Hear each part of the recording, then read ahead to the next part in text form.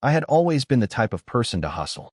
Even as a kid, I was constantly looking for ways to make a few extra bucks, whether it was by mowing lawns, washing cars, or selling lemonade at the corner of my street.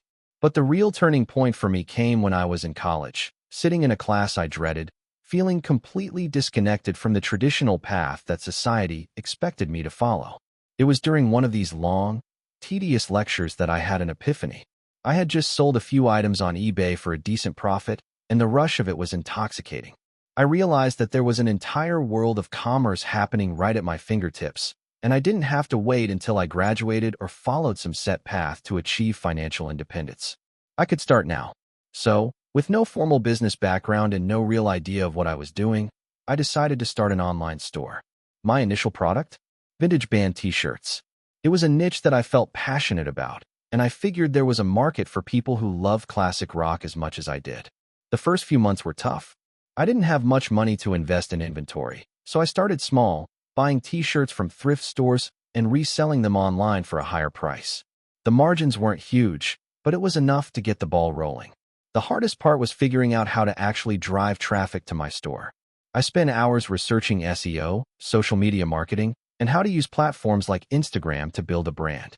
I quickly learned that getting noticed was one thing, but converting visitors into customers was a whole other challenge. One thing that stood out to me during this time was the amount of competition. There were already well-established sellers, many of whom had much better resources and more experience than I did. But I wasn't deterred. I remembered the phrase, "the riches are in the niches," so I focused on creating a unique brand that stood out. Instead of just selling random vintage shirts, I specialized in rare and hard-to-find items from the 70s and 80s, shirts that told a story. I started offering detailed descriptions of each item, giving the buyer a sense of its history, where it came from, and why it was special. This personal touch helped my store develop a loyal following. By the time I graduated, my side hustle was starting to gain momentum. It wasn't yet a full-time income, but I was making enough money to cover some bills and reinvest in my business. The only problem was, I still hadn't figured out how to balance school with running a growing online store. I found myself skipping classes to fulfill orders, and I was constantly juggling deadlines for both schoolwork and my business. It all came to a head one day when I had a big exam scheduled, but I also had to ship out an entire batch of orders. I was exhausted, and something had to give. I decided to take a risk. I skipped the exam and spent the whole day packing up shirts and handling customer service. It was a decision that changed everything. The next week, I received a notification that the professor had marked me as absent. I was officially dropped from the class, but I wasn't as upset as I thought I would be. Deep down, I knew I had made the right choice. That was the moment I committed fully to my business. I dropped out of college and went all in on my online store. It felt like the scariest decision of my life, but I couldn't ignore the fact that my business was growing faster than I had anticipated. There was no going back. Over the next few years, I scaled my operation. I invested in better equipment, hired a few employees to help with fulfillment, and even expanded my inventory to include other vintage items, like records and memorabilia. I also started looking into other avenues for growth, including opening a physical store and branching out into pop culture merchandise. But every time I thought about expanding too quickly, I reminded myself of the lessons I had learned during the early days of my business. Keep it simple, focus on quality, and always stay true to your brand. One of the biggest breakthroughs came when I partnered with a few influencers on Instagram who had a similar passion for vintage fashion. They agreed to wear my shirts and post about them on their accounts, and the response was overwhelming. Sales spiked almost overnight, and I had to scramble to keep up with demand. It was the first time I truly realized the power of social media and influencer marketing. But with success came new challenges. I had to manage a larger team, deal with inventory issues, and keep up with the constant changes in online marketing algorithms. There were nights when I stayed up until 3 a.m., trying to figure out why my sales had suddenly dipped or how to deal with an irate customer. I also had to learn how to delegate effectively, something I struggled with at first because I was so used to doing everything myself. But as the business grew, it became clear that I couldn't do it all. I hired a team of people who were experts in areas where I was weak, like marketing, logistics, and customer service, and it made a huge difference. By the time I was 27, my business was generating millions of dollars in revenue. I had a team of 30 people, a warehouse full of vintage treasures, and a growing brand that was known for its authenticity and high-quality products. But despite all the success, I never lost sight of what had started it all: my passion for vintage items and my desire to build something meaningful.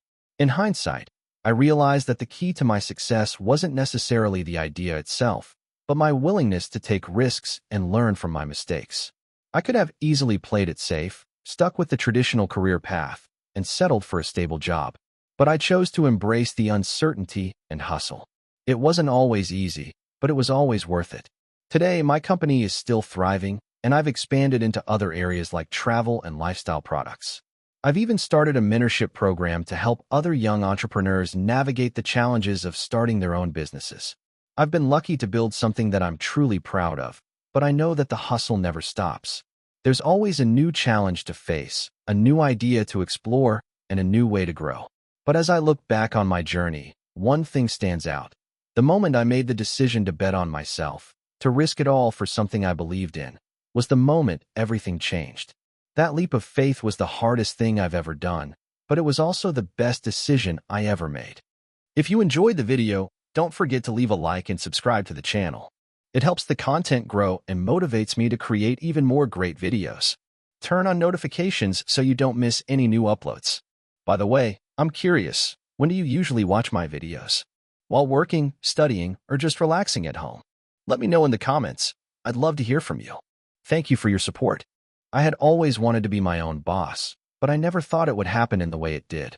For years, I worked in corporate America, trying to climb the ladder, but I quickly realized that my dreams were far bigger than any cubicle could contain. I was stuck in a monotonous 9 to 5, barely scraping by, and all my free time was spent dreaming about something bigger. It all started on a Tuesday afternoon in 2017. I had just gotten out of a meeting where I had been passed over for a promotion yet again. I walked back to my desk, sat down, and stared at my computer screen. I wasn't angry. I was disappointed, but not surprised. The company had been grooming one of my colleagues for the position. He had the right connections, the right personality, and had been at the company just a little bit longer than I had. I was good at my job, though. I had an eye for detail, I understood the industry, and I worked hard. But I wasn't playing the game the way others were. I wasn't in it for the politics, the fake smiles, and the constant sucking up to the higher-ups. But as I sat there, I had a sudden realization. What if I could make my own game? I had always loved photography. As a hobby, I spent hours capturing landscapes, portraits, and everything in between. Over the years, I started receiving compliments on my work from friends and family. At first, I thought they were just being polite, but then I started getting more serious inquiries. People started asking me if I would be willing to shoot events, like weddings and family photo shoots. It was flattering, but it was also terrifying. I wasn't ready to quit my job and go full-time, but the idea of making money from something I loved was too enticing to ignore. I spent the next several months researching everything I could about the photography business. I read books, watched tutorials, joined online communities, and started learning about what I needed to do to go pro. But there was one big problem. I didn't have any money to get started. I was living paycheck to paycheck, paying off student loans, and barely keeping my head above water. I didn't let that stop me. I realized I didn't need a fancy camera to start. I already had a decent DSLR, and there were enough free resources online to help me improve my skills. So I started small. I reached out to people I knew and offered to do free shoots in exchange for their honest feedback. I shot everything I could: engagement sessions, product photography, even real estate photos. I wasn't picky. I needed the experience. In the beginning, I only made a few $100 here and there, but I was building a portfolio. And that was the key. With each shoot, I improved. My confidence grew. Slowly, but surely, I started gaining traction. But the real breakthrough came when I realized I needed a niche. Everyone and their dog was a photographer, and it was hard to stand out. I spent some time thinking about what I could offer that others couldn't, and that's when I realized my background in marketing could be my secret weapon. Instead of just taking photos, I could offer a full-service experience: photography plus social media marketing and digital content creation. I could help small businesses and individuals get high-quality images that they could use to promote themselves online. This was my way of combining both of my skills. I spent hours crafting a business plan, setting up my website, and perfecting my social media presence. It wasn't easy, but it felt like I was building something meaningful. I made sure to niche down further by offering specialized photography for small businesses, local influencers, and entrepreneurs who needed a professional online presence. It took about a year of working nights and weekends to get my first big break. I was juggling my full-time job with my side hustle, working late into the night editing photos, responding to clients, and marketing myself. I kept pushing, even when I was exhausted. And then one day, I got a message from a local boutique that wanted to work with me. They had seen my work online and loved my style. They wanted me to shoot their products for their website and social media. I was ecstatic, but also terrified. I had no idea how to handle such a big project, but I couldn't turn it down. I immediately dove into preparation, making sure I had everything in place. A detailed timeline, a shot list, and backup plans in case anything went wrong. The photo shoot was a success, and the boutique loved the results. They shared my work on their social media, and suddenly, my phone started buzzing with inquiries. From there, things snowballed. Word of mouth took over, and my business grew faster than I could have ever expected. By the end of 2018, I had built a solid client base and was able to reduce my hours at my corporate job. By mid-2019, I made the decision to go full-time as a photographer. It was the scariest thing I'd ever done, but I knew it was the right move. I had been juggling my full-time job, photography, and a growing client list for too long, and it was time to take the leap. Going full-time wasn't easy. I had to learn quickly how to manage a business, handle taxes, build contracts, and provide an exceptional customer experience. There were ups and downs, but the one thing that kept me going was the passion I had for my work. I loved helping people tell their stories through photos, and I loved seeing how my images could impact their businesses. Looking back, it's hard to believe how far I've come.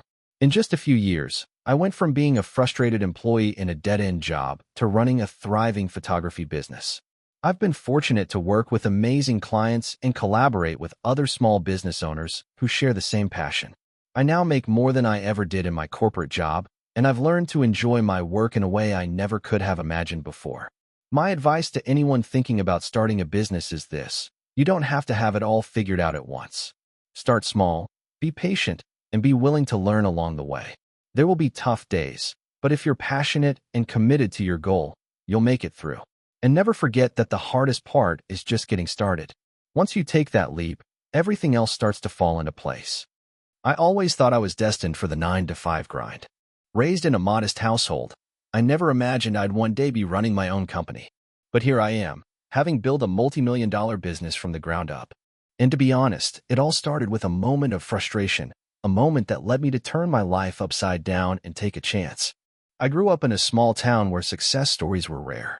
My parents worked hard, but money was always tight. I remember hearing my dad complain about his job. He hated it, but he felt trapped. Every day, he'd come home exhausted, his passion drained by the unrelenting monotony. It left me with the impression that life was about getting by, not about thriving. In high school, I followed the traditional path. I was decent at math, so I decided to pursue an engineering degree. It was practical, and I figured I could always find a good job with a steady paycheck. College was a blur of late-night study sessions and social events. I wasn't the best student, but I managed to graduate with a solid GPA. Afterward, I found a job at a mid-sized tech company. The pay was good, and the benefits were even better. For a while, I was content. But that's where the story really begins. A few years into my job, I started feeling suffocated.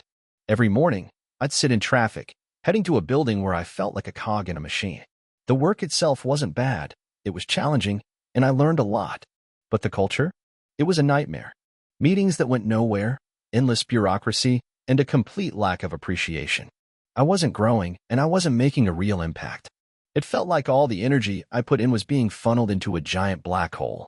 One day, I overheard a colleague talking about his side hustle. He was developing an app on the weekends, something simple but useful. The idea stuck with me, and I couldn't stop thinking about it. Could I do that? Could I build something of my own? What if I didn't have to spend my life working for someone else? I spent the next few months obsessing over the idea of creating a product. It had to be something I was passionate about, something that would keep me awake at night with excitement, not dread.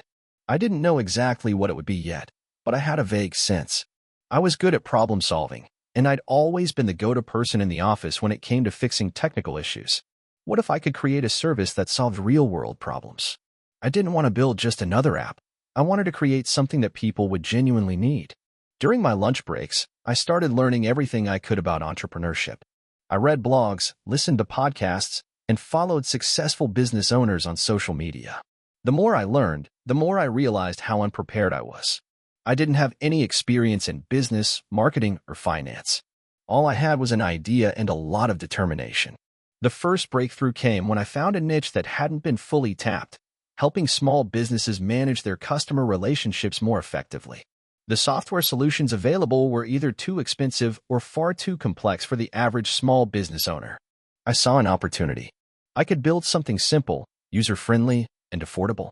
But there was one problem: I didn't know how to code. At this point, I had two choices. I could give up, or I could teach myself. I chose the latter. In the evenings, after work, I taught myself how to code. It was hard, really hard. There were nights when I felt like throwing my computer out the window, but I pushed through. Slowly, I started to see progress. A line of code here, a feature there. It was a slow burn, but I was moving forward. I knew that if I was going to turn this into something real, I needed help. I started looking for a co-founder, someone who had the skills I lacked. After months of networking, I met Sarah, a brilliant developer who had just left her job at a tech startup. We hit it off immediately. She believed in my vision and was willing to join the project as a co-founder. It felt like a sign that this was the right path. Together, we spent the next year building the software. We worked out of a tiny apartment, scraping by on savings and late-night pizza. Every free moment was dedicated to coding, debugging, and refining our product. We reached out to a few small businesses for beta testing, and the feedback we received was invaluable. It wasn't perfect, but it was something people wanted. Then came the hardest part: raising money. I knew that without capital, we couldn't grow.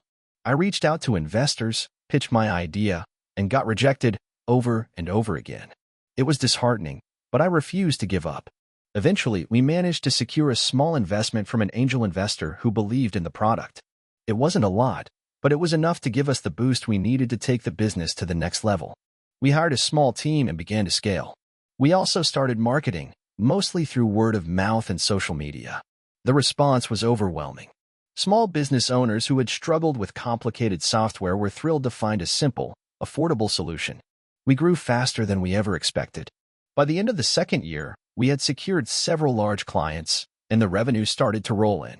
It wasn't all smooth sailing. There were still challenges with scaling, managing a growing team, and keeping up with the demands of our customers, but we were finally on the path to success.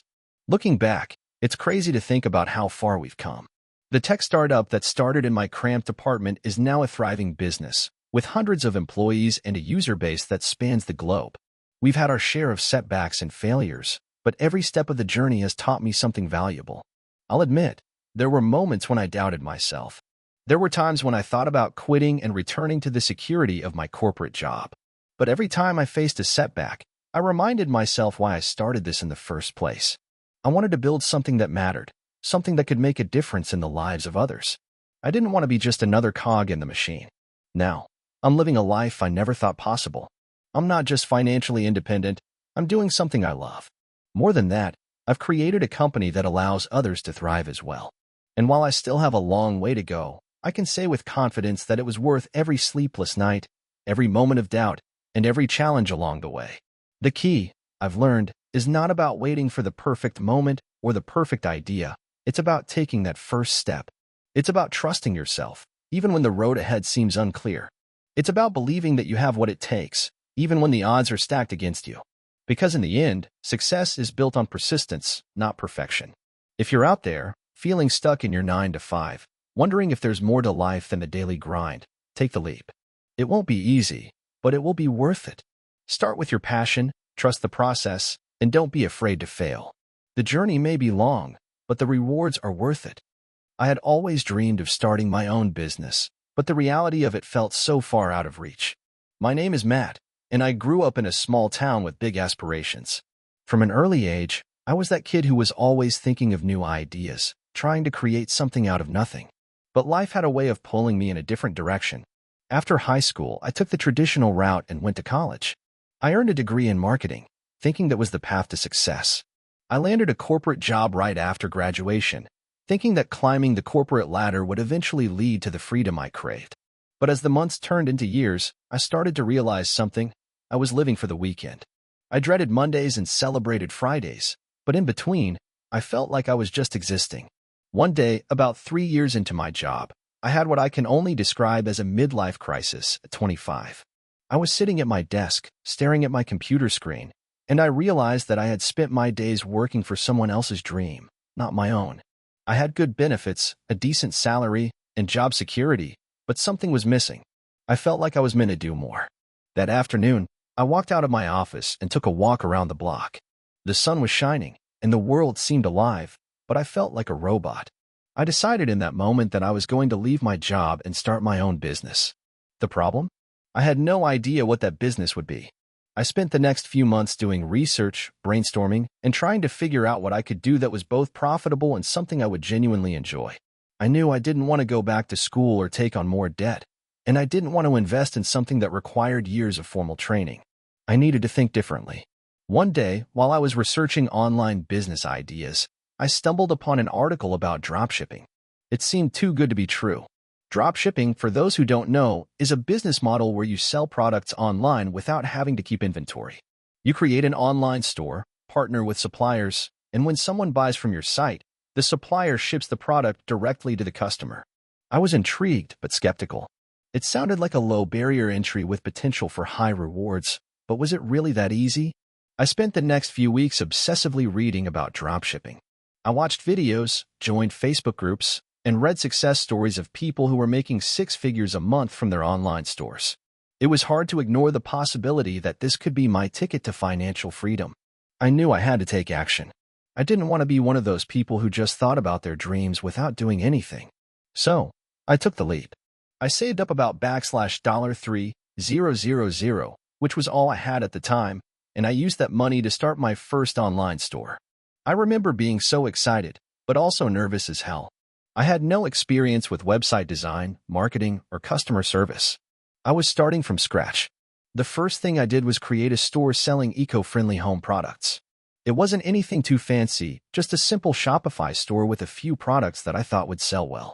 I found suppliers on AliExpress, a popular platform for dropshipping products, and started listing items like bamboo toothbrushes, reusable shopping bags, and eco-friendly water bottles.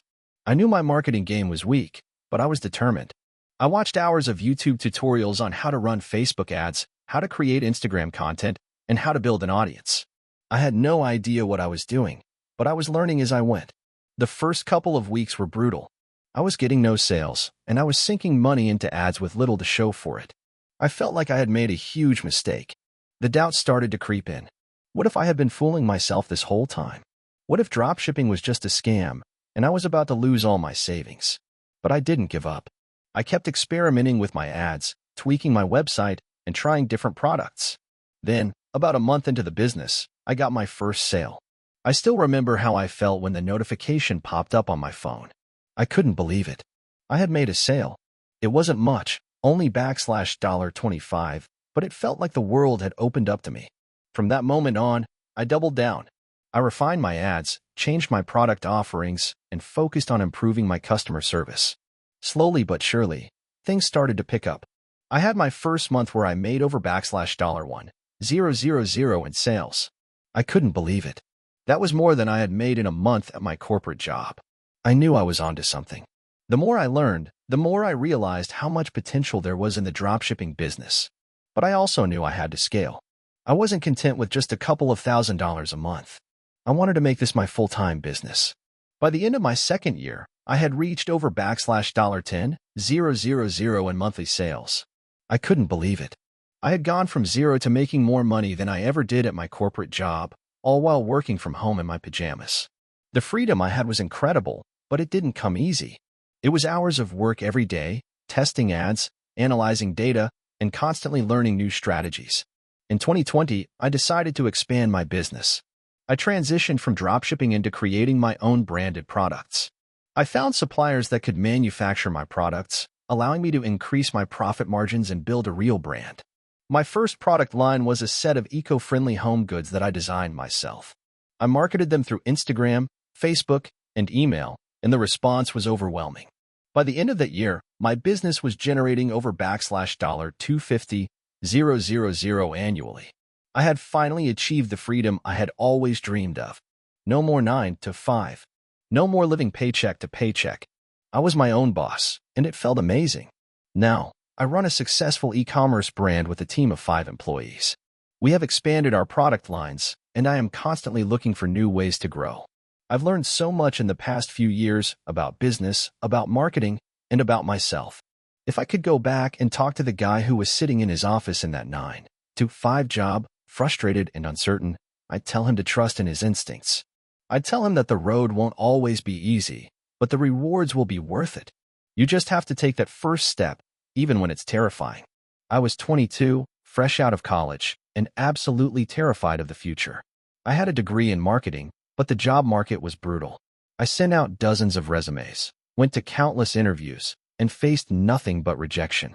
In the meantime, I was working part-time at a coffee shop to make ends meet, but it was never going to be enough. I spent a lot of nights staring at the ceiling, wondering if I was even cut out for this whole adult thing. One day, while I was working my shift at the coffee shop, an older man came in. He had a kind smile, but there was something about him that made him seem different from the regular crowd. He was wearing a tattered leather jacket, his hair a bit wild, and his eyes sparkled with some kind of mischievous energy. He ordered a coffee and sat by the window, like he had all the time in the world. I've always been a bit of a talker, so after I gave him his drink, I decided to strike up a conversation. "What brings you in today?" I asked, genuinely curious. He looked at me, his eyes narrowing for a second before he gave a soft chuckle. "Just enjoying life, kid. How about you?" I paused. I was about to say something about how I was struggling, but for some reason, I didn't. Instead, I just shrugged. "Trying to figure it all out, you know?"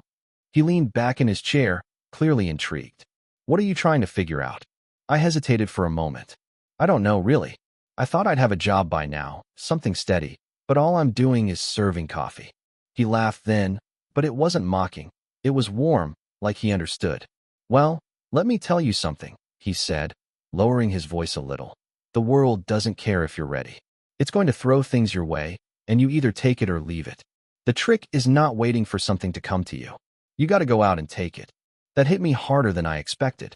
It wasn't some motivational speech. He wasn't selling me anything. But his words stuck with me. That night, I couldn't sleep, and I kept thinking about what he said. I had been waiting for an opportunity to fall into my lap, but it wasn't coming. Maybe I had to make my own. The next morning, I quit my part-time job. I didn't have a concrete plan, but I knew I couldn't stay stuck in the same place forever. I started doing freelance marketing work for small businesses, even if it meant taking on tiny projects just to get started. I would wake up at 6 a.m., work on a client's social media accounts, meet with a potential lead at a coffee shop, and then spend my evenings learning about SEO, Google Ads, and content marketing. My friends thought I was crazy. "Why don't you just take a job? It's safer." But I didn't want safety. I wanted to create something that was mine. Things were slow at first. I remember being so excited when I made my first $200 from a freelance gig. I felt like I had cracked the code. That $200 made me feel like all my sleepless nights were worth it. But I didn't stop there. I kept hustling, taking on more projects, networking, and slowly building a portfolio. Over time, clients began to trust me with bigger projects, and that led to better paying work. It wasn't easy, but every small win felt like a huge victory. One night, around 6 months in, I was sitting at my desk, sipping a cold cup of coffee, when I got an email that would change everything. It was from a company I had admired for years, one of the big players in the marketing industry. They were looking for a marketing consultant to help scale their brand. They said they had seen my work and wanted to know if I'd be interested. I sat there, staring at the screen in disbelief. This was the kind of opportunity one had been dreaming about.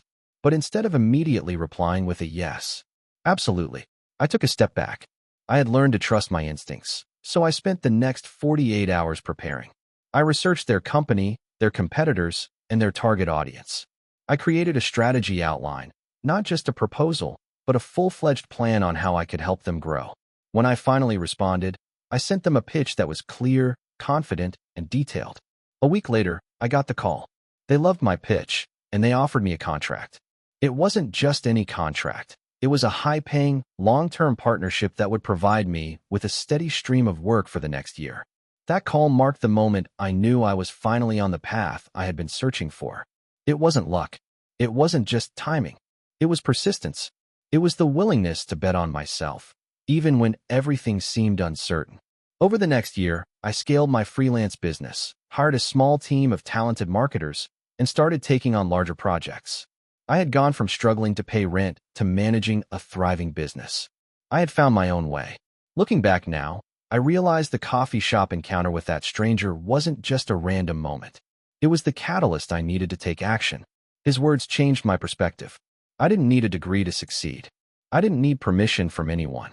I needed to make my own path, and that's exactly what I did. I know the road wasn't easy, and there were plenty of times I wanted to give up. There were moments when I doubted myself, when I questioned whether I was capable of handling it all. But every time I hit a roadblock, I remembered what that man told me. The world doesn't care if you're ready. You have to take it. And so I did. Now, 5 years later, I run a successful marketing agency with clients across the globe. I've hired a team, bought my first home, and even started a side project to mentor aspiring entrepreneurs. Looking back at where I started, working at a coffee shop with no clear plan, I can hardly believe how far I've come. It wasn't some magic formula or the perfect circumstances that got me here. It was simply the decision to keep going, no matter what. Sometimes, the universe gives us exactly what we need in the most unexpected ways. And sometimes, that little spark of wisdom from a stranger over a cup of coffee can change the entire course of our lives. I was 28 years old, sitting at my desk in a cubicle in a small marketing firm in downtown Chicago. The fluorescent lights buzzed above me, and the air conditioning hummed in the background. I stared at my computer screen, but my mind was elsewhere. I wasn't looking at spreadsheets, market analysis, or campaign reports. I was imagining what it would be like to escape it all. I wanted out of my 9-to-5 grind. I wanted to create something of my own. I had always been an ambitious person ever since I was a kid. I grew up in a modest neighborhood where most of my friends' parents worked 9-to-5 jobs. I always knew there had to be more to life than just showing up to work, earning a paycheck, and repeating the cycle. I wanted to make an impact, leave my mark on the world. But I didn't know where to start. For years, I had been thinking about entrepreneurship, but I was too scared to make the leap. What if I failed? What if I lost all my savings? I had student loans to pay, a rent to cover, and I wasn't in a position to take any major risks. My corporate job was stable, and the paycheck, while not extraordinary, was enough to get by. But that feeling of getting by slowly started to eat away at me. I spent years making excuses for myself. It's not the right time. I need more experience. I'll start next year. But nothing ever changed. Every year, I promised myself I would start a business, but it wasn't until my 28th birthday that something inside me snapped. I couldn't keep putting it off. I had to take a leap of faith. I had to try. The idea I had was simple. I would start an online store selling custom-made t-shirts. It wasn't groundbreaking, but I had noticed a gap in the market. There were a lot of t-shirt companies, but very few offered customizable, high-quality designs that could cater to niche audiences. I knew I could do it better. My plan was to use print-on-demand services, where I wouldn't have to buy inventory up front. The company would handle the printing and shipping, and I could focus on marketing and design. It seemed like a low-risk, low-cost way to get started. I spent the next few weeks researching how to set up an e-commerce store. I watched YouTube tutorials, read articles, and joined Facebook groups. I decided to use Shopify for my online store because of its user-friendly interface and extensive resources. I spent hours tweaking the design, choosing a color scheme, and writing product descriptions. It wasn't perfect, but it was a start. The next challenge was creating the designs. I wasn't a graphic designer, but I had a creative eye and knew what kind of designs I wanted to sell. I started using Canva, a free online tool, to create simple designs. They weren't revolutionary, but I believed they could resonate with people. I focused on funny, inspirational quotes and images that were trending on social media. After a month of hard work, my online store was live. I had 20 t-shirts listed, and my heart raced as I clicked publish. I had no clue if anyone would buy anything. I didn't have a big social media following, and I didn't have any budget for paid ads. But I didn't let that stop me. I started posting on Instagram, sharing my designs with friends and family, and hoping for the best. The first few weeks were slow. I made a couple of sales here and there, but nothing significant. I was discouraged but refused to quit. I kept posting on social media, reaching out to influencers, and trying different marketing strategies. Then, one day, I got a message from a popular Instagram influencer who had a following of over 100,000 people. She wanted to collaborate. She loved my designs and offered to promote my shirts on her page in exchange for a free t-shirt. This was my big break. I shipped her the shirt and crossed my fingers. The next day, I woke up to a flood of notifications. Her post had gone viral, and sales were coming in faster than I could process them. I had made over $500 in one day, and that was just the beginning. Her followers loved the designs, and soon enough, I had more influencers reaching out, eager to collaborate. But success didn't come without its challenges. With the increased sales came increased demand. I had to figure out how to streamline the process, especially with print-on-demand orders. I had to ensure that the quality of the shirts remained high and that shipping times were fast. My customer service skills were tested as I dealt with questions, complaints, and refunds. There were plenty of sleepless nights, but I was learning as I went. A few months into my new venture, I started seeing real growth. By the end of my first year, I was generating $10,000 a month in sales. I couldn't believe it. I had gone from a 9 to 5 employee with no entrepreneurial experience to running my own business that was thriving. I had quit my day job and was now a full-time entrepreneur. But even then, I didn't stop. I knew I couldn't rest on my laurels. I started diversifying my product offerings, expanding into other apparel like hoodies, mugs, and tote bags. I also invested in paid ads, targeting specific niches like fitness enthusiasts and cat lovers. Slowly, my brand started gaining recognition. By the time I reached my second year of business, I had scaled my online store to $30,000 a month in revenue. I hired a team of 5 people, graphic designers, customer service reps, and marketing specialists, to help me manage the workload. We worked remotely, and I was able to travel while still running my business. The sense of freedom I had gained was incredible. Looking back, I can't believe how far I've come. There were so many times when I felt like giving up, when I thought I wasn't good enough, when I questioned whether I made the right decision. But I kept going. Every failure, every setback, every challenge was just another lesson. I wasn't in it for the money. I was in it for the journey. The process of learning, growing, and building something from scratch was the reward. Today, my online store generates over $100,000 a month in revenue. It's not just about the money. It's about creating a brand that resonates with people. I've connected with so many amazing customers, and seeing them wear my designs and share them on social media is the most rewarding part of the entire journey. I still remember that day when I sat in my cubicle, dreaming of something more. It feels surreal to be living the life I've always wanted. If you're reading this and you're on the fence about starting your own business, let me tell you this. You don't have to have it all figured out right away. You don't need to know everything. Just take that first step, and the rest will follow. Trust me, the journey is worth it. I always dreamed of being an entrepreneur. It wasn't just a passing idea. It was something that sat in my heart since I was a teenager. But, like many people, I had no idea where to start or even what to do. Growing up in a small town with limited resources didn't help either. My parents were hardworking but didn't have the luxury of being able to teach me the ropes of business. Still, the desire never faded, even if I had no clear path to follow. After high school, I went straight into a full-time job at a local coffee shop to save some money. I wasn't thrilled, but it paid the bills. I lived with my parents for a while to keep expenses low, dreaming of bigger things. During my off hours, I devoured every book, podcast, and video I could find about entrepreneurship. Slowly, I started to get a picture of what was possible and what it took to build something from nothing. But even though I was learning a lot, I couldn't shake the feeling of being stuck. I didn't have the capital, the network, or any real connections in the business world. My small-town mindset was still clinging to me, and I had no idea how to make the jump from theory to practice. It wasn't until a few years later that everything changed. One evening, I was working my usual shift at the coffee shop when I overheard a conversation between 2 customers. One was a middle-aged man in a suit, and the other was a young woman, probably in her late 20s. From the bits I caught, the conversation was about starting a business together. The young woman was asking for advice on an idea she had, and the man was offering feedback. It wasn't the first time I'd heard someone talk about business in such an open way, but something about this interaction caught my attention. Later that night, I sat in the back of the coffee shop, staring at the walls, feeling a spark in my chest.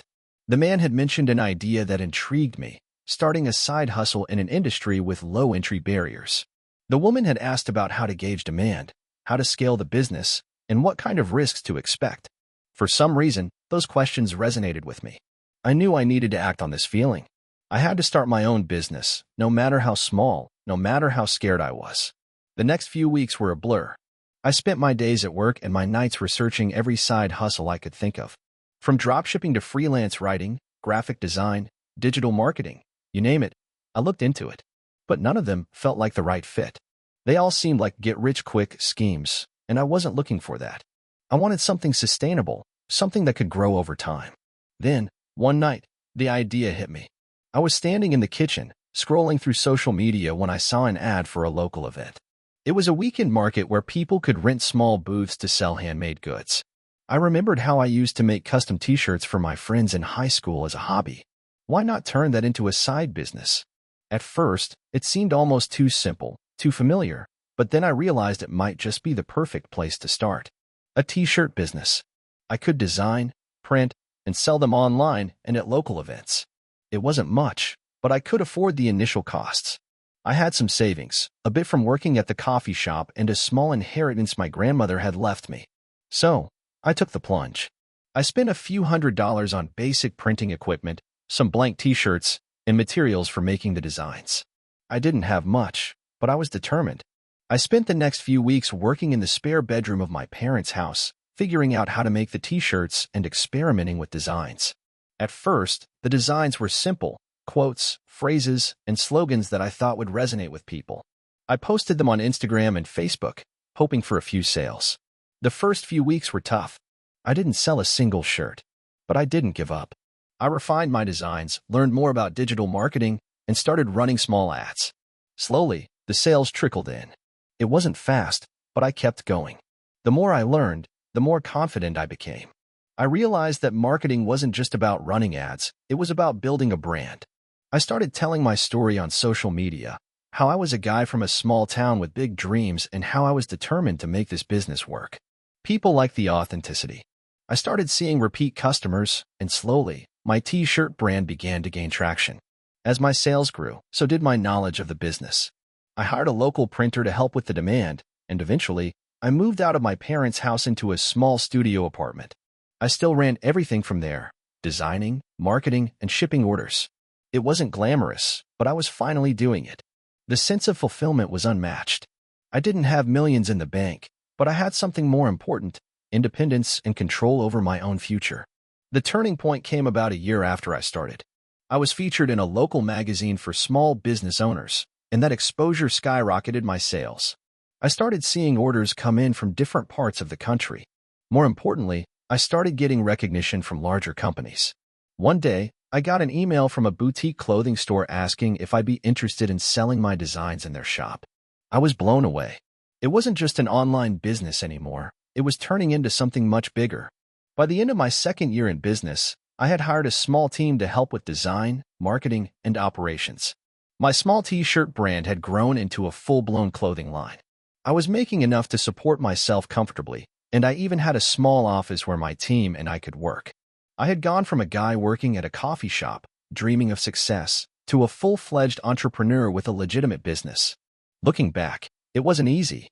There were times when I doubted myself, times when I felt like quitting, but I didn't. I kept learning, adapting, and pushing forward.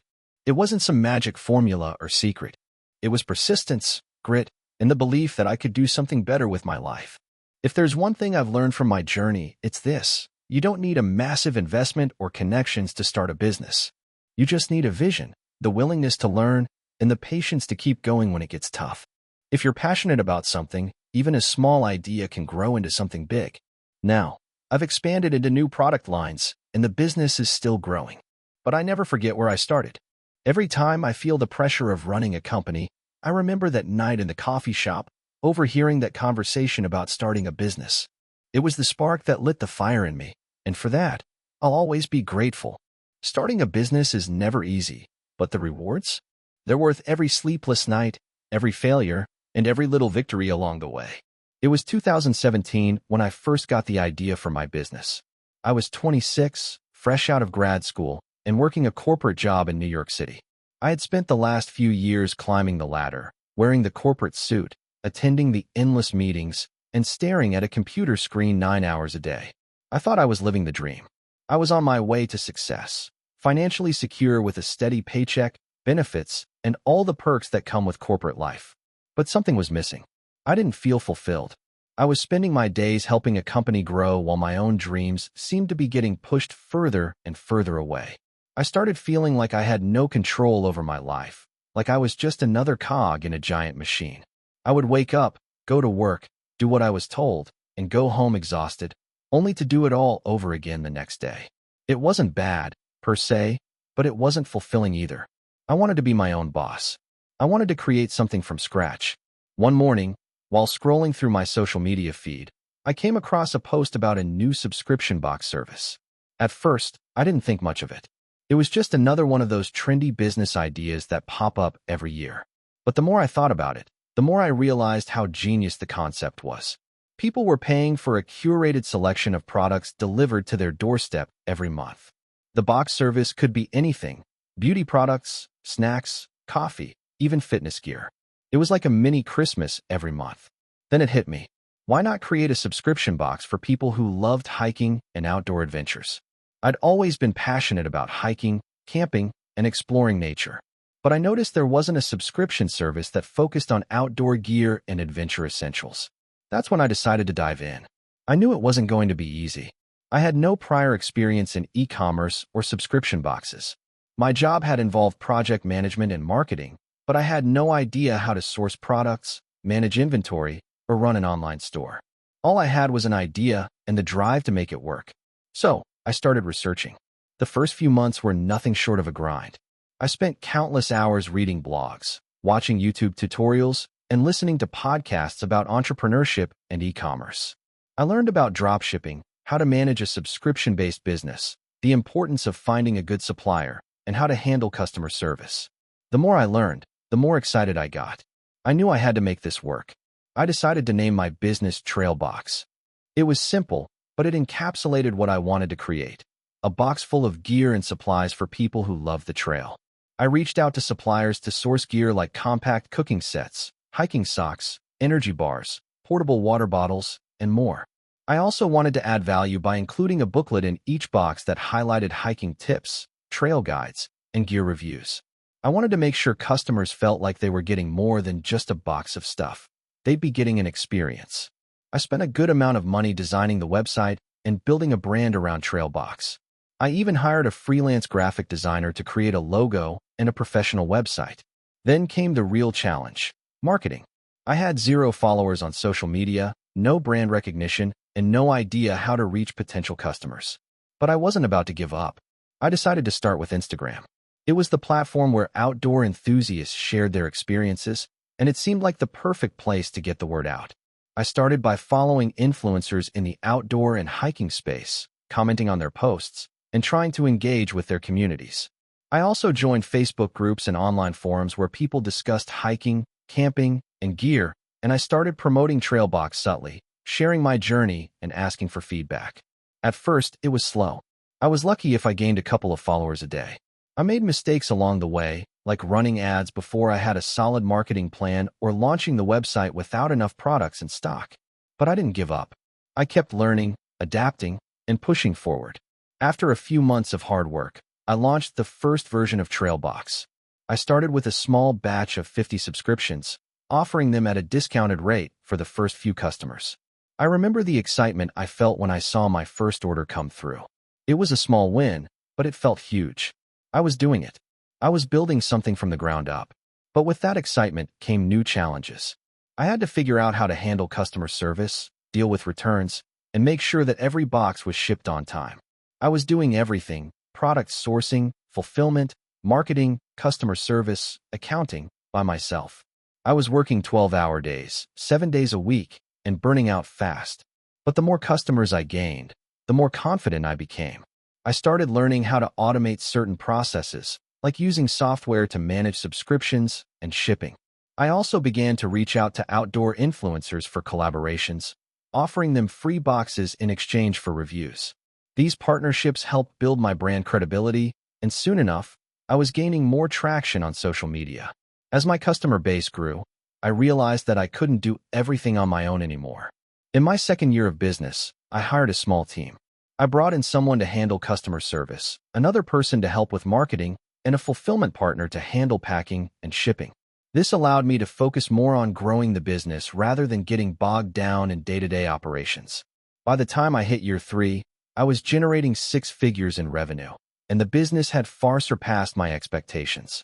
Trailbox had become a recognized name in the outdoor industry. I had been featured in outdoor magazines, collaborated with top hiking influencers, and even launched a new line of eco-friendly boxes that sold out within a month. But the most rewarding part of this journey was seeing how much my customers loved the product. I received messages from subscribers telling me how Trailbox had introduced them to new hiking gear, how it inspired them to go on their next adventure, and how it brought them closer to the outdoors. That was when I realized I wasn't just selling products. I was selling an experience, a lifestyle. In the years that followed, Trailbox continued to grow. We added new product lines, expanded into international markets, and even partnered with big-name brands in the outdoor industry. Looking back, I'm still amazed at how far I've come from that cubicle in New York City. I went from being just another corporate employee to running my own business, and I haven't looked back. If there's one thing I've learned from this journey, it's that success doesn't happen overnight. It takes time, patience, and relentless hard work. But if you stay focused, adapt when necessary, and keep pushing forward, anything is possible. And for anyone out there thinking about starting their own business, don't wait for the perfect moment. It will never come. Just take that first step and see where it leads. Hey, friends, if you enjoy this content, don't forget to like the video and share your thoughts in the comments. We really want to know what you like and what can be improved. What do you think of the video? Are there any topics you'd like to see in future videos? Your feedback really helps us get better. Thanks for being with us. I never expected that the thing that would change my life the most would be something so simple, a pair of sneakers. But that's how it all started. You see, I wasn't always an entrepreneur. In fact, I spent years working a job that made me feel like I was going nowhere fast. The paycheck was decent, the hours were okay, but deep down, I knew it wasn't my calling. I spent most of my time daydreaming, imagining a life where I was my own boss, calling the shots, and doing something I was passionate about. I wasn't sure what that would look like, though. It wasn't until I had a chance encounter with a stranger that I realized exactly what I wanted to do. It all started on a Tuesday afternoon in the middle of summer. I was walking through a small, upscale shopping district near my apartment, trying to unwind after a long day at work. As I passed a high-end sneaker store, I stopped dead in my tracks. There was something about the way the sneakers were displayed, the colors, the designs, something about them caught my eye in a way nothing else had before. I didn't think much of it at first, just a fleeting thought in my mind. But as I continued walking, I heard a voice from behind me. "Hey, you look like you're into sneakers." I turned around, and there was a guy about my age, mid-20s, wearing a graphic tee and some seriously sleek sneakers that I could only dream of owning. He smiled at me as if we'd known each other forever. "Yeah," I replied, a little taken aback. "I mean, I like them. Who doesn't? Come inside. I'm working here today. Let me show you some of our latest models." I hesitated for a second, but then followed him into the store.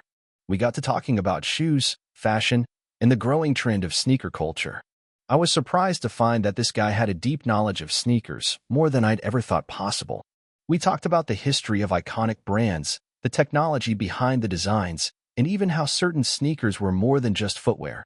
They were status symbols, expressions of personality. We spent the next hour chatting like old friends, and by the end of our conversation, he told me something that stuck with me. "You know," he said, "if you really love sneakers and the culture, you should think about making your own brand.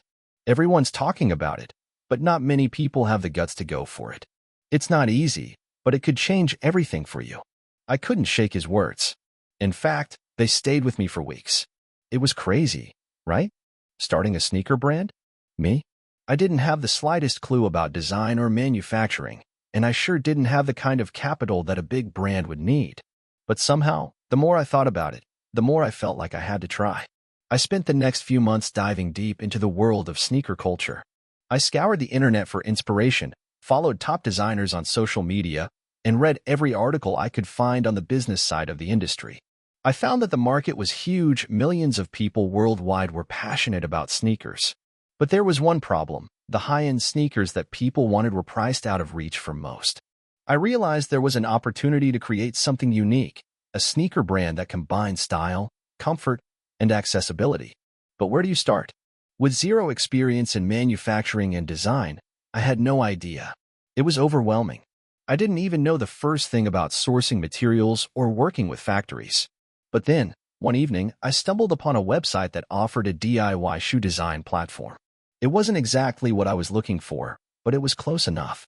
I could design custom sneakers and have them produced on a small scale. At first, it felt like a toy project, nothing serious. I started designing shoes in my free time, making crazy concepts and designs just for fun. But after a while, I realized that some of my designs weren't half bad. In fact, I thought they looked pretty cool. I started asking friends for feedback, and their response was overwhelmingly positive. Some even said, "You could sell these. I'd buy them." And that's when it hit me. I wasn't just making sneakers for fun. I could actually make this into a business. I decided to take the plunge. I saved up some money from my day job and used it to create a small batch of my designs. I partnered with a local printer who could put my designs onto shoes and started selling them online. The first few months were brutal. I didn't know how to market. I didn't know how to build a brand, and I certainly didn't know how to grow a customer base. But I was learning. Slowly. Every mistake taught me something new. My website was basic, my social media presence was almost non-existent, and the sales trickled in at first. But I refused to quit. I kept reaching out to influencers, running small ads, and engaging with every person who commented on my posts. Slowly but surely, word started to spread. People were starting to take notice. A few months later, I got my first big break. An influencer with a following of 100,000 followers posted about my shoes. It wasn't the most viral post, but it was enough to give me a small surge in sales. From there, things started to snowball. I hired a few people to help me with marketing and customer service, and I learned the ins and outs of running an online business. I started using data to drive my decisions and learned how to engage with customers effectively. My brand grew from a hobby into a full-fledged business. Looking back, I can't believe how far I've come. I've gone from a guy working a 9 to 5 job with no direction to running a sneaker brand that has sold thousands of pairs. It hasn't been easy, and there have been plenty of late nights and moments where I wanted to quit. But every step of the way has been worth it. I guess what I've learned through all this is that you don't have to have all the answers from the start. You just need the courage to take that first step, even if you're not sure where it will lead. If you keep working hard, stay persistent, and learn from your mistakes, success will follow. And who knows, maybe something as small as a pair of sneakers can change your life forever. I've always had a passion for technology, but I didn't grow up in a household where innovation was encouraged. My parents were traditional, and the idea of starting a business was seen as risky. So, like most people, I followed the conventional path: school, job, 9 to 5, and repeat. But deep down, I always knew there was something more I wanted to do. It wasn't until I was stuck in a dull office job that I realized what that something was. I had worked at a mid-level corporate job for a few years, climbing the ladder, but feeling increasingly unfulfilled. I was managing a small team, handling daily tasks, attending endless meetings, and basically stuck in the corporate grind. It was comfortable, yes, but I couldn't shake the feeling that I wasn't living up to my potential. I wanted to build something. I wanted to create something that would leave a lasting impact, not just punch a time clock for someone else's dream. In my free time, I'd been tinkering with coding and web development. It started as a hobby, learning basic HTML and CSS, then progressing to JavaScript and even dabbling in Python. I wasn't an expert, but I had a solid understanding of the fundamentals, and it fascinated me. I knew tech was the future, and as much as I liked the security of my steady paycheck, it wasn't what I was passionate about. One evening, I was working late at my desk, scrolling through online forums and reading about different business ideas when I stumbled across an article about a new type of service that was beginning to gain traction: on-demand delivery services. The idea seemed simple enough. Businesses could deliver products directly to customers without the need for physical storefronts. It was like Uber, but for all sorts of things, not just cars. I remember thinking, why don't we have that in my city? Couldn't I start something like this? I couldn't shake the idea, and over the next few weeks, it kept coming up. I found myself researching logistics, delivery models, and studying businesses that had already succeeded with this concept. I was even starting to build a basic website to test the waters. But there was a problem. I didn't have the resources. I had no funding, no investors, and honestly, no real business experience. The thought of leaving my steady job and diving into the unknown was terrifying. Still, I couldn't let go of the idea. I remember the turning point like it was yesterday. I had just gotten back from a long day at work, and as I sat on my couch, I looked around at my comfortable but uninspiring life. That night, I made a decision. I wasn't going to stay stuck in a job I hated just for the sake of comfort. I wasn't going to let fear dictate my future. I needed to take a risk. I told my girlfriend about the idea, and after some discussion, she was supportive but cautious. She reminded me of the risks, and she was right. But something inside me had shifted. I knew that if I didn't take action, I'd regret it for the rest of my life. I made a plan to quit my job and put everything I had into launching my own business. The first few months were brutal. I used my savings to get things started, and every dollar felt like it was being stretched to its limit.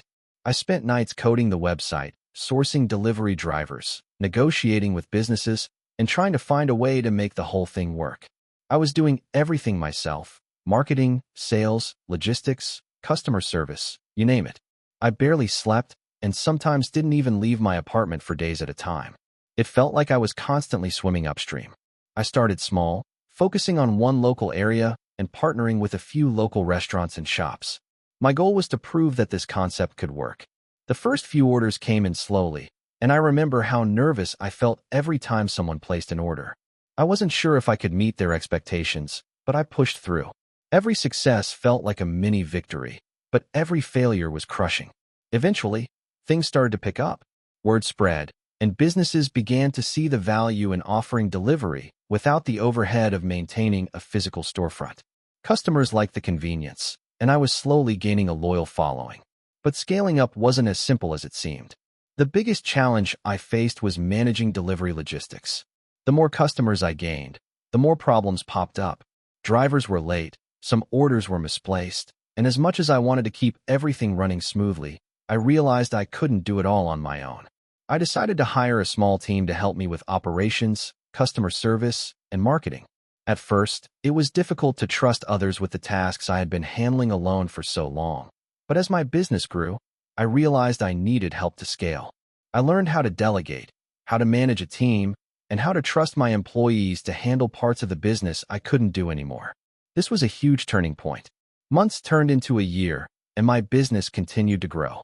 I expanded to more cities, added new products to the delivery roster, and invested in better technology to streamline our processes. We launched a mobile app to make it even easier for customers to place orders, and I started seeing real profits. It wasn't easy, but I had built something real, a business that was becoming profitable, and more importantly, something I was proud of. There were times when I doubted myself, especially in the beginning. I remember wondering if I was making the right choice or if I should just go back to my old job where everything was stable and predictable. But those doubts faded as I saw the positive feedback from customers and the growth of my business. The feeling of creating something from scratch and watching it succeed was worth every sleepless night, every moment of uncertainty. Now, looking back, I realized just how much I've learned along the way. I learned that it's okay to fail, that setbacks aren't the end of the road, and that the biggest obstacle to success is often self-doubt. I also learned that passion and persistence are far more valuable than any degree or formal training. I still work long hours, but I do it for something I believe in. My business is not just a paycheck, it's my dream. It's a constant reminder that taking risks can lead to incredible rewards if you're willing to put in the work. I may not have started with a ton of resources, but what I did have was drive, determination, and a belief in my own abilities. Those are the things that ultimately made all the difference. The road wasn't easy, but if I could go back and do it again, I wouldn't change a thing. Entrepreneurship is hard, no doubt, but it's also one of the most rewarding journeys I've ever been on. And if you're reading this and thinking about taking the leap yourself, my advice is simple. Take that first step. Start small, learn as you go, and never stop pushing forward. You never know where that first step might lead. In 2017, I was working a 9-to-5 job at a tech company that I had been with for nearly 5 years. It wasn't a bad job, decent pay, flexible hours, and the perks that came with working at a growing tech startup. But despite the comfort, I felt completely unfulfilled. I would wake up every day, go through the motions of the job, and head home to do it all over again. I kept telling myself that I was building my career, but deep down, I knew I wasn't passionate about what I was doing. I was just going through the motions, waiting for something to change. Then, in late 2017, I came across a Reddit post that would change everything. It was about a guy who had started his own e-commerce business selling niche products, and he was making a significant income from it. At first, I thought it was one of those get-rich-quick schemes that I had seen too many times, but something about the way he described his journey stuck with me. He talked about how he found a product that he loved, built a brand around it, and used his passion for the product to drive his success. I didn't have any experience in e-commerce, but I did know something about tech. I had worked in software development for years, so I was comfortable with computers and the internet. I also had a lot of friends who were into fitness, and I noticed that there was a growing trend of people buying high-end fitness equipment and supplements.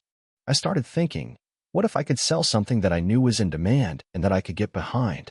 After weeks of research, I decided to focus on resistance bands. They were relatively inexpensive, easy to ship, and perfect for home workouts, which were becoming increasingly popular. But I wasn't just interested in selling resistance bands. I wanted to build a brand around fitness and healthy living.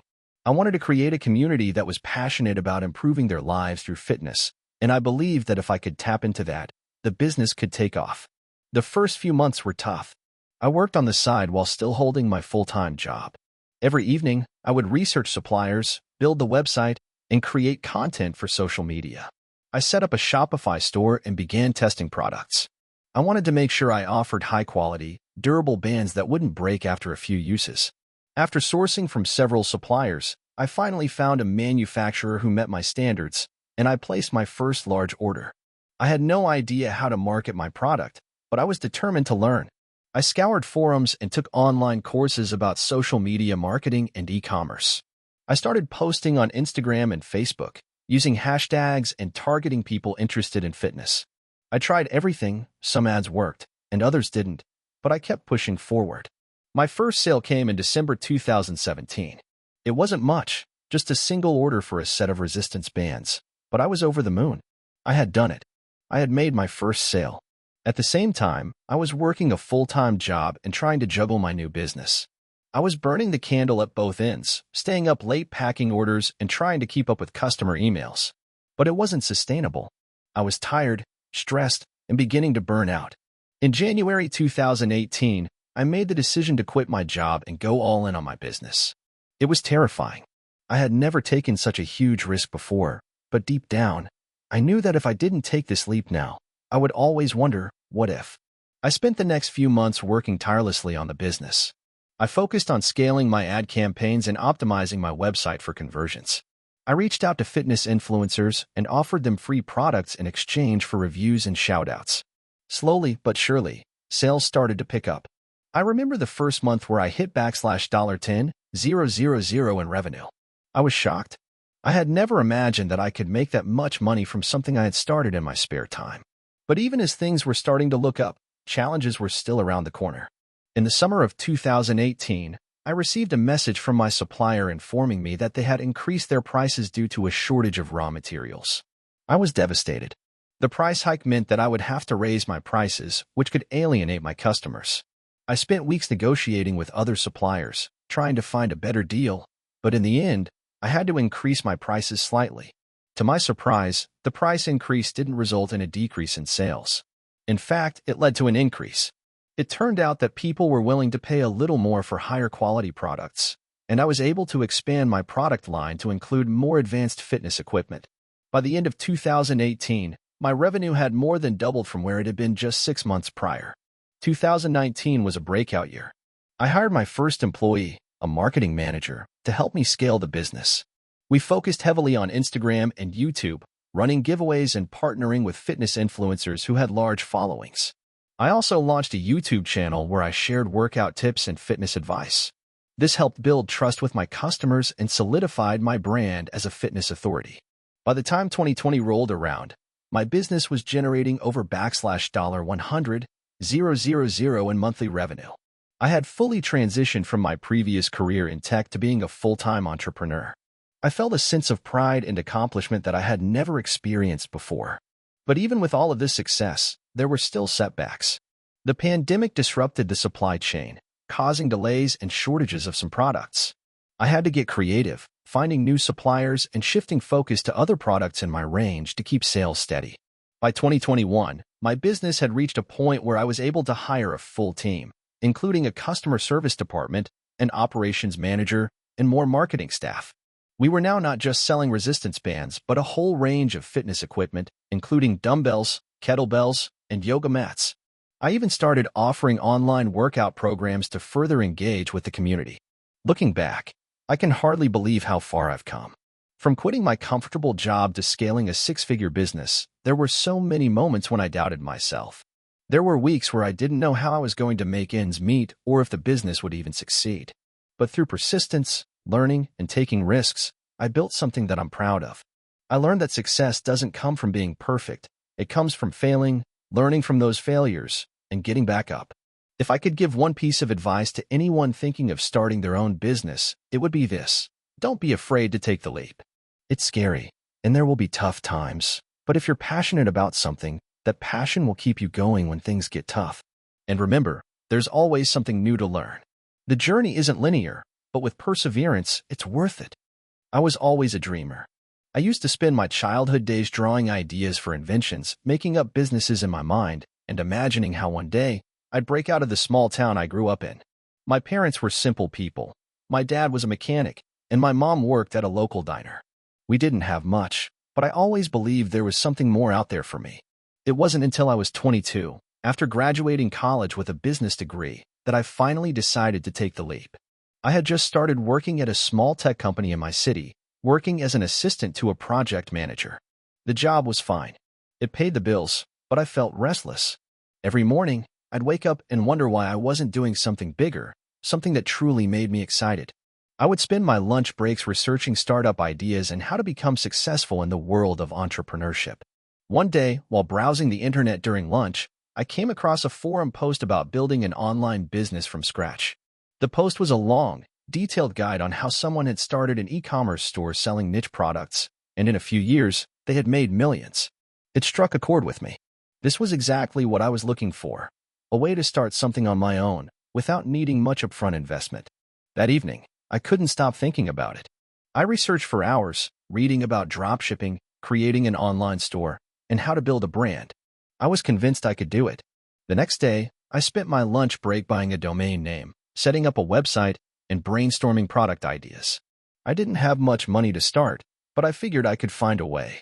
I was living with my parents at the time, so I had minimal expenses, which gave me the financial flexibility to take some risks. I decided on a niche: eco-friendly home products. The world was slowly moving towards sustainability, and I figured this was a trend that wasn't going away. I sourced a few suppliers and ordered a small batch of products, including reusable bags, bamboo toothbrushes, and stainless steel straws. I set up my online store on Shopify, spent countless hours perfecting my website, and started running Facebook ads. The first few weeks were tough. I barely made any sales. It felt like nobody was noticing my brand, and I started to second-guess myself. Was I doing the right thing? Should I just quit and focus on my day job? I was burning through savings, and the pressure was mounting. But something inside me told me to keep going. So, I doubled down. I worked on my marketing strategy, tweaking my ads, trying different messages, and using more targeted campaigns. I also reached out to influencers on Instagram and asked them to promote my products. And then, one day, it happened. I got my first sale. It wasn't much, just a few items, but it was a sign that I was on the right track. I celebrated that first sale like it was a huge victory because, in that moment, I knew my dream was possible. I didn't stop there. I pushed even harder, optimizing my ads, expanding my product offerings, and working late into the night on my business. I learned the importance of good customer service, of building a strong social media presence, and of offering great value in every product I sold. Fast forward to 1 year later, and my business had grown beyond anything I could have imagined. I went from making a few $100s a month to over $10,000 a month in revenue. It was still a far cry from the kind of money I envisioned making, but it was progress. I had quit my day job by that point and was working full-time on my online business. Every day was a new challenge, and I loved every minute of it. Then came the turning point. One night, while I was working on a new product line, I received an email from a company in the UK. They were interested in partnering with me to expand my product offerings into Europe. I couldn't believe it. My mind was racing. This was the opportunity one had been waiting for. I spent the next few weeks negotiating the deal, learning more about international shipping, and figuring out the logistics of scaling my business to a global level. That partnership took my business to new heights. Within a few months, my sales doubled. I hired my first employee to help with customer service, and soon after, I brought on a marketing specialist to help with paid ads. The business was expanding rapidly, and every day felt like a whirlwind of new opportunities. But success didn't come without its challenges. In the early days of scaling, I had to deal with supply chain issues, increased competition, and growing pains. The constant juggling of responsibilities wore me thin. I spent long hours trying to stay ahead of the curve, but there were days when I felt like I was drowning. I had moments of doubt, wondering if I could keep up with everything. It was during one of those tough moments that I realized something important. I couldn't do it all alone. I needed to build a team I could trust. I needed to bring on people who shared my vision and were as dedicated as I was. Slowly but surely, I started assembling a team of talented individuals, from product designers to customer support reps. We worked together to streamline processes, improve our marketing strategies, and enhance the customer experience. Now, 5 years into running my business, I look back on everything I've built with a sense of pride. We're a team of 20 people, with customers in over 50 countries. We've expanded our product lines and partnered with several major retailers. Our revenue is in the 7 figures, and we're continuing to grow. I've even launched a separate division of my business that focuses on sustainable packaging solutions. But despite all of the success, I still remember that first year when I was struggling to make my first sale. I remember the doubts, the sleepless nights, and the pressure to keep going. I also remember the joy of that first sale, the feeling that maybe, just maybe, I could actually make this work. I learned a lot along the way, that success doesn't happen overnight, that perseverance is key, and that failure is just a lesson in disguise. I've had my share of mistakes, but I've learned to embrace them. Every mistake was an opportunity to grow, to get better. The most rewarding part of this journey hasn't been the money or the recognition. It's been the ability to create something meaningful. I started with a small idea and built it into something that has not only changed my life but also made an impact on others. My customers now tell me how our products have made a difference in their lives, how they're proud to support a business that cares about sustainability. When I look back on everything, I realize that it wasn't the business plan or the product that made me successful. It was the willingness to take risks, to fail, to learn, and to keep going when things got tough. Being an entrepreneur isn't easy, but it's been the most rewarding journey of my life. And to anyone out there thinking of starting their own business, all I can say is, if I can do it, so can you. Back in 2016, I was stuck in a rut. I had just turned 30 and found myself working a dead-end job in a call center. The pay was decent enough to get by, but I knew deep down that I wasn't living up to my potential. I spent my days answering calls, troubleshooting customer complaints, and following scripts. There were days when I'd just stare at the clock, waiting for the day to end. I had no real passion for what I was doing, and it felt like I was just drifting through life. One evening, after another long day at work, I sat on my couch and started scrolling through Reddit. I stumbled upon a post about someone who had built a successful online business, selling products through Amazon FBA. They shared their journey of quitting their job and replacing their income by selling products on Amazon. As I read through the post, I felt a spark. This person had started from scratch, just like I had, and they were now making 6 figures a year. I felt a surge of inspiration, but I also had a million doubts. I had no business experience, no marketing skills, and no clue where to start. But something in me said, why not? What did I have to lose? I could continue living this monotonous life, or I could take a risk and try something new. After all, if it didn't work out, I could always go back to the call center. The next few weeks were a whirlwind of research. I watched countless YouTube videos, read articles, and scrolled through Reddit threads on Amazon FBA. I learned about the process of finding products to sell, sourcing them from suppliers, and marketing them on Amazon. It was overwhelming, but I was determined. I knew that success wasn't going to come overnight, but if I kept at it, I could make something happen. I started small. I found a product that seemed to have decent demand but wasn't oversaturated on Amazon. It was a niche item, nothing fancy, just a simple kitchen gadget, but I believed it had potential. I contacted a supplier on Alibaba and placed my first order. The total cost of the inventory was around $1,500, which was all the money I had saved up from my day job. It was a gamble, but I figured it was worth the risk. The next few months were a blur of work. I set up my Amazon seller account, created my product listings, and optimized everything as best as I could. I was working nights and weekends, trying to juggle this new venture while still holding down my full-time job. There were times when I felt like giving up. I was pouring money into advertising and marketing, but the sales were slow. I didn't see immediate results, and I was starting to doubt whether I had made the right decision. But then, in late 2017, things started to shift. One morning, I woke up to an email notification that I had made my first sale. It was a small sale, but it was a sale nonetheless. I was ecstatic. I jumped out of bed and checked my Amazon account. There it was, a $20 sale. It wasn't much, but it was enough to prove to me that this could work. I kept at it, refining my ads, tweaking my listings, and experimenting with different marketing strategies. By the end of 2017, I had made my first $5,000 in revenue. It wasn't life-changing, but it was enough to show me that this business could become something bigger. I reinvested every penny into the business, buying more inventory and expanding my product line. I also started outsourcing some of the work. I hired a freelancer to help me with product photography and another to help me with social media marketing. As the months went by, my sales steadily increased. In 2018, I hit a major milestone. I replaced my full-time income. By the middle of the year, I was making more money from my Amazon business than I was at the call center. I was finally able to quit my job and focus on my business full-time. It was a nerve-wracking decision, but it was also the most exciting moment of my life. I could finally pursue something that I was passionate about and take full control of my financial future. But even with success came new challenges.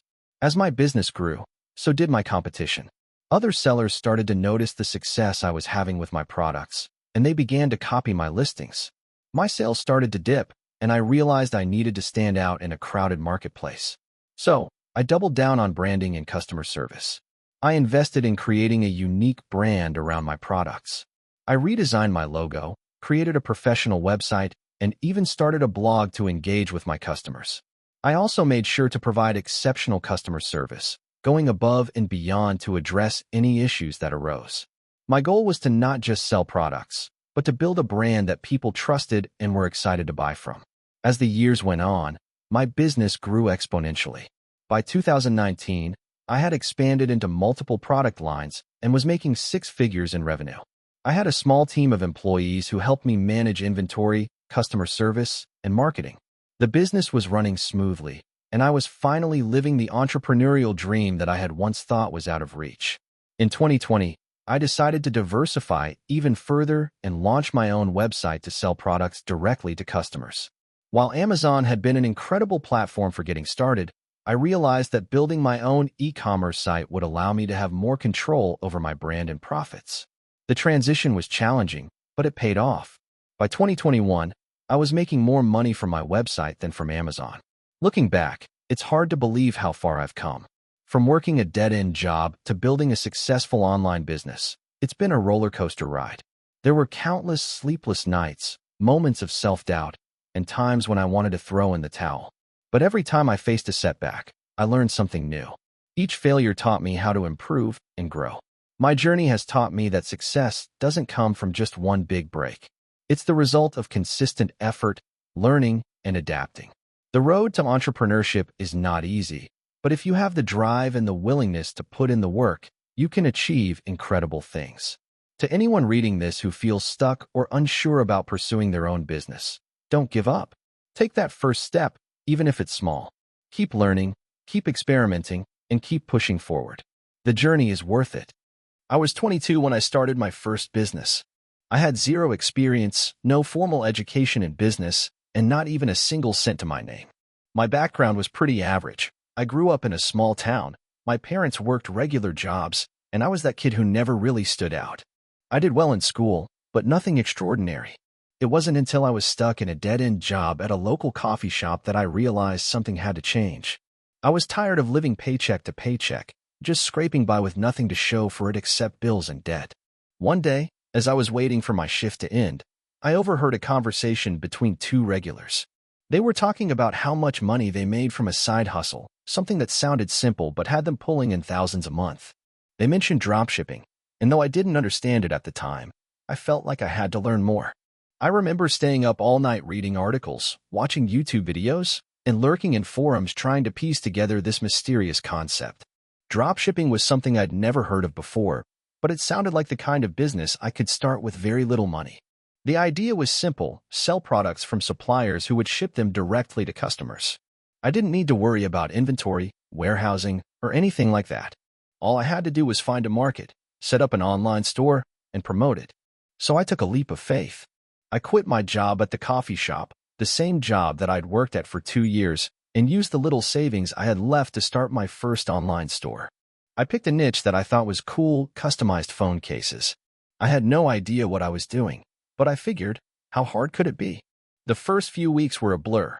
I spent hours designing my store, picking out products, and learning about Facebook ads. I made my first sale after about 2 weeks of marketing, and it felt like I had just discovered the secret to life. A sale. It was only $15, but to me, that was proof that this could actually work. But the reality quickly hit me. My first sale was followed by a long stretch of nothing. Weeks passed, and my Shopify store barely got any traffic. I spent money on ads that didn't convert. I tried every strategy one read about online: influencer marketing, Facebook ads, email marketing, you name it. Yet, nothing seemed to work. It felt like I was stuck in a loop, constantly tweaking things but never getting the results I wanted. The frustration was unbearable. I had invested my time, energy, and all my savings into this business, and for a while, it seemed like I had made the biggest mistake of my life. The more I tried, the deeper I sank. My confidence was shattered. I started questioning my decision to leave the coffee shop. At least there, I had a steady paycheck. Then one night, in a moment of desperation, I decided to give up. I was done. I was going to close the store and chalk it up to a failed experiment. But as I was about to hit the delete button, something strange happened. I remembered the reason I started in the first place: my desire to escape the grind of an ordinary job. I remembered how I hated that feeling of being stuck, of not having control over my future. So I took a deep breath, decided to stick with it, and started over. This time, I made a commitment to learn everything I could about the business. I dove deep into understanding my target market. I studied my competitors, researched better suppliers, and learned how to optimize my ads. I focused on building my brand, not just selling products. I made sure my website looked professional, my customer service was top-notch, and I began offering value beyond just the products. And slowly, things started to change. I saw small improvements at first: an increase in traffic, better engagement on social media, and a few more sales trickling in. But that wasn't enough. I was still burning through money, and the numbers weren't adding up. The moment I realized I needed to stop trying to do everything on my own and start outsourcing was a turning point. I hired a freelance social media manager and a graphic designer to help with ads. I started using tools to automate parts of the process.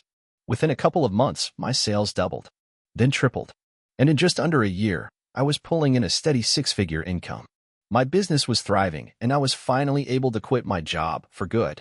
I had transformed from a confused, broke 22-year-old into a full-fledged entrepreneur, running my own business from home.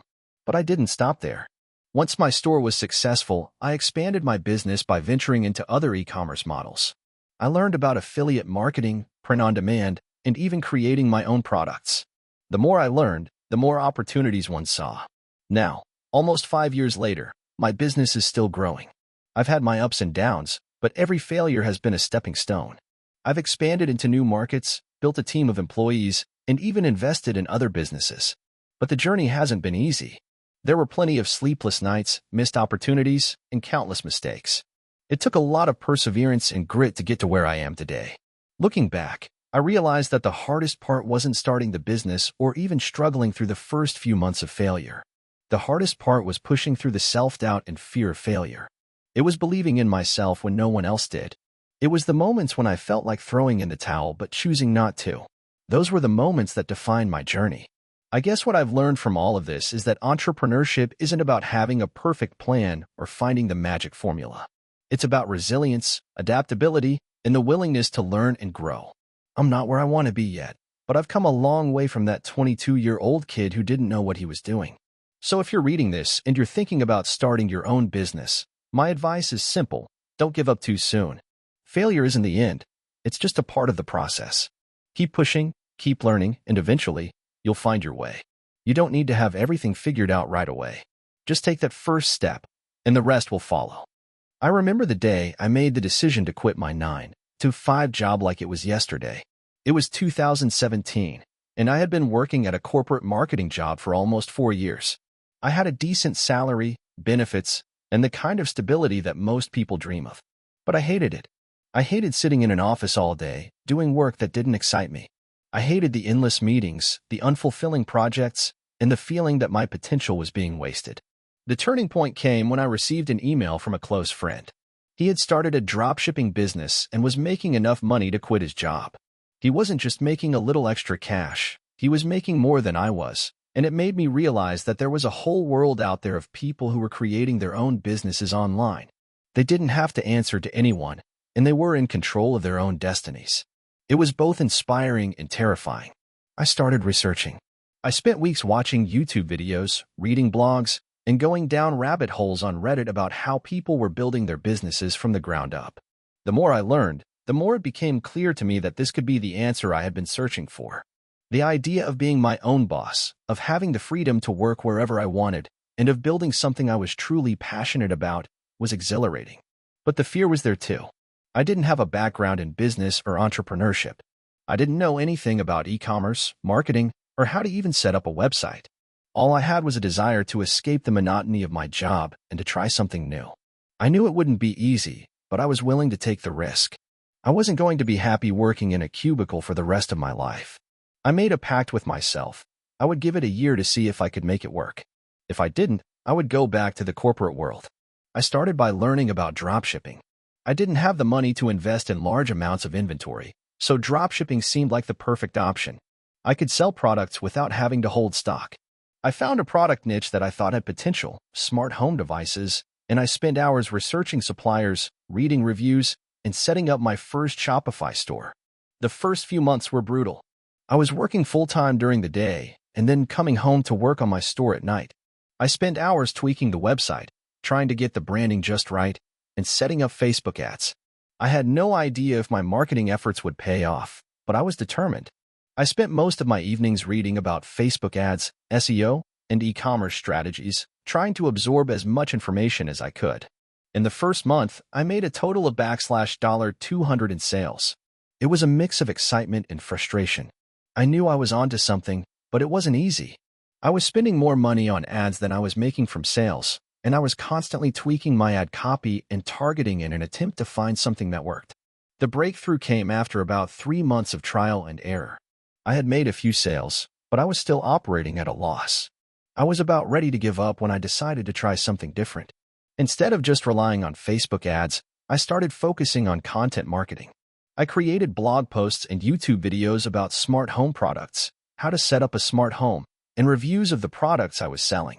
I also started using influencer marketing, reaching out to influencers in the tech and home automation space to review my products. It was slow at first, but over time, things started to click.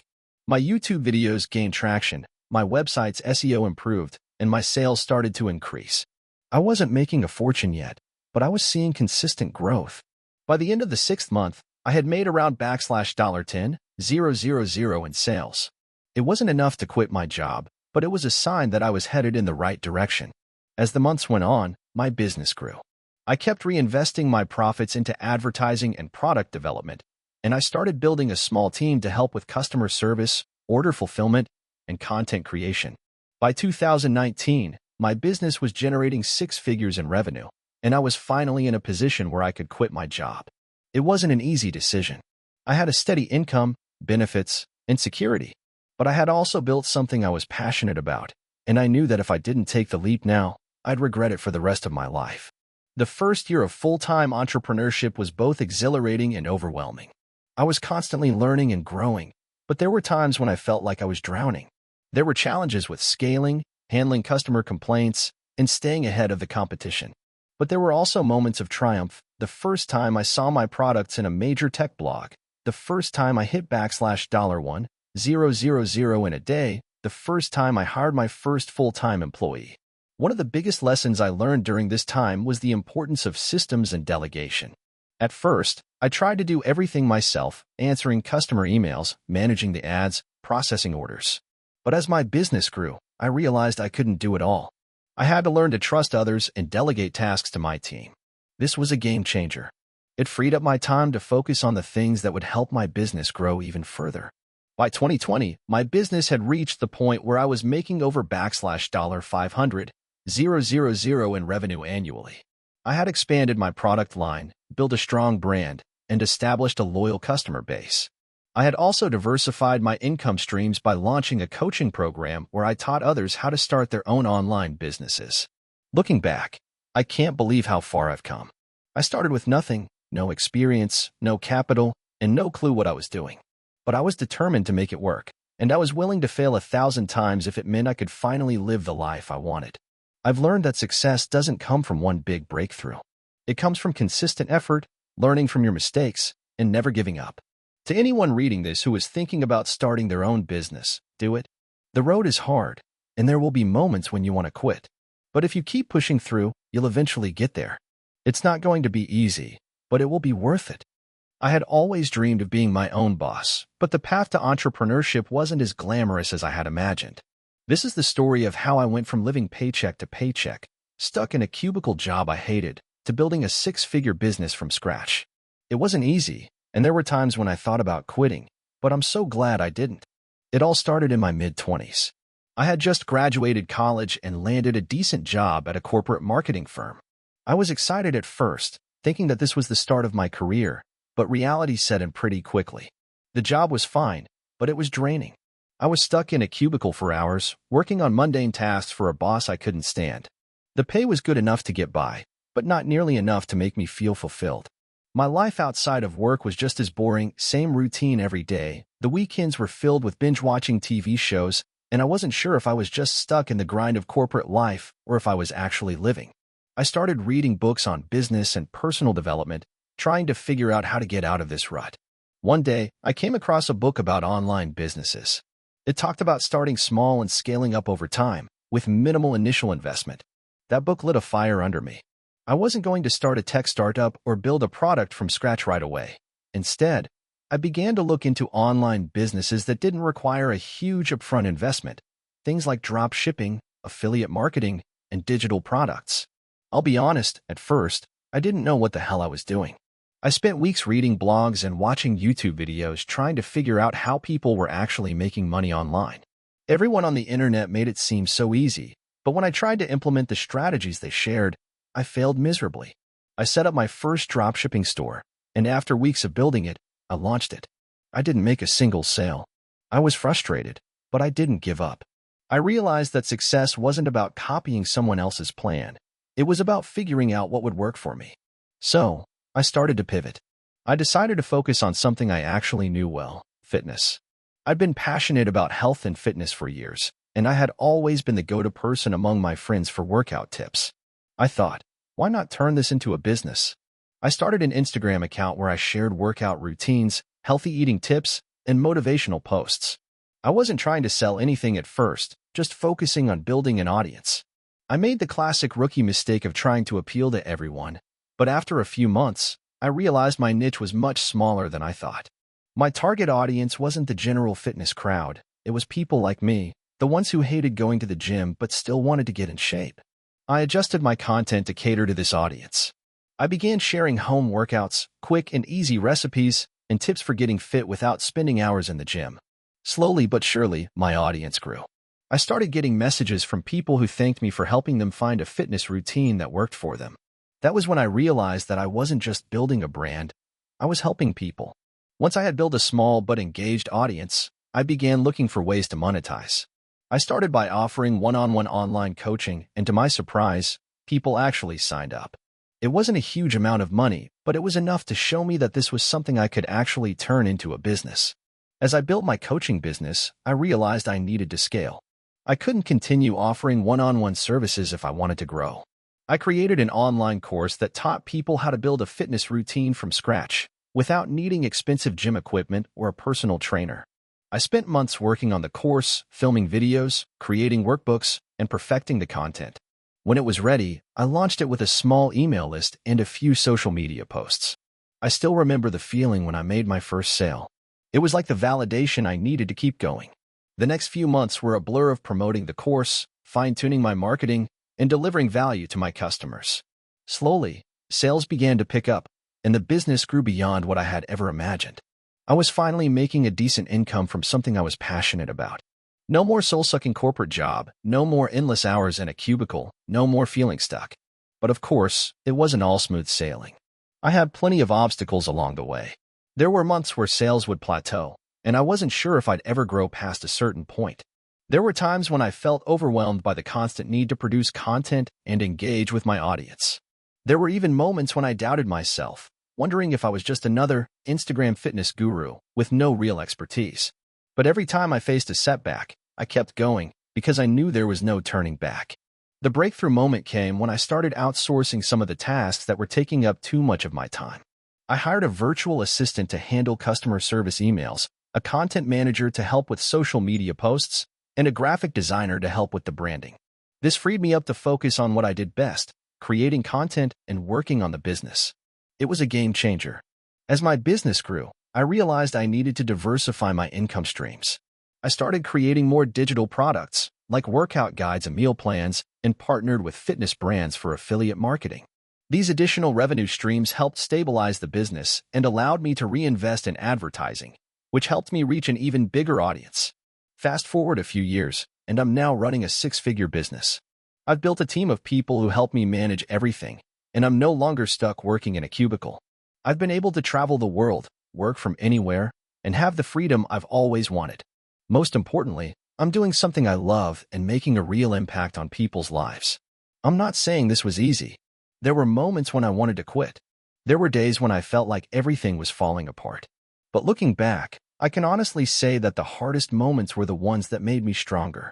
If I could go back in time and tell my younger self one thing, it would be, it's going to be tough, but it will all be worth it in the end. Just keep going. So, to anyone who's thinking about starting their own business or making a big life change, my advice is simple: just start. It doesn't matter if you don't have it all figured out right away. You will learn along the way, and the lessons you pick up will be worth more than any degree or corporate job could ever teach you. Stay consistent, stay focused, and never stop believing in yourself. Thank you for watching until the end. If you enjoyed this video, don't forget to like and subscribe to the channel so you won't miss new videos. Also, leave a comment. I'd love to hear your thoughts. Your support and engagement mean a lot to me. See you in the next video.